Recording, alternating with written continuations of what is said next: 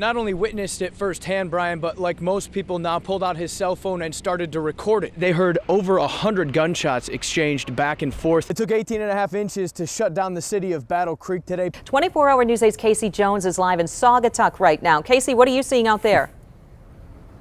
Snow.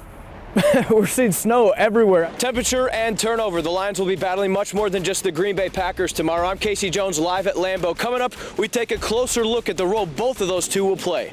Now, Mark D'Antonio was diplomatic earlier in the week in his press conference. Today in the post-game press conference, the gloves came off. Obviously, a Harbaugh name comes to the top. Jim or John, it's got to be at the top of the wish list. This is a serious consideration, though, for you. You've been in talks with Magic Johnson, is that correct? They're making a little bit of a push before the actual push of this race, which will come before those hills. The highest elevation here on the Riverbank Run, 25K, right around mile 9.5 or so.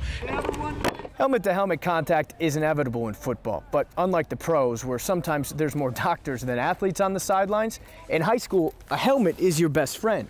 New research says that some helmets are actually safer than others.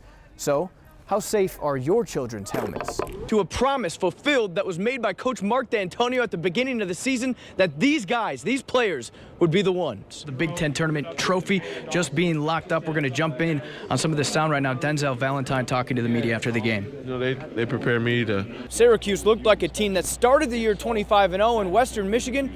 They looked like a team that hadn't been on this grandest stage in a decade. They think timing was a kind of a factor in this, that they called early on in the morning and targeted older couples that still have landline phones. Yeah. Now, of course, from Lambeau, I can't leave you with that negative news, Larry.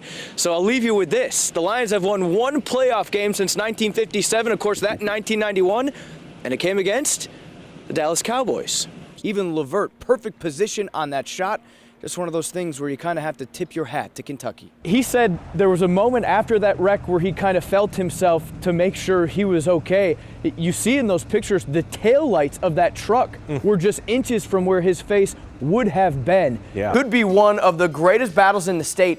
It's just a shame that one of these schools will see their season come to an end so early in week one of the postseason. Just heard from Prince Fielder. We asked him, how long do you kind of let this sink in, and when can you finally reflect and put this season into perspective?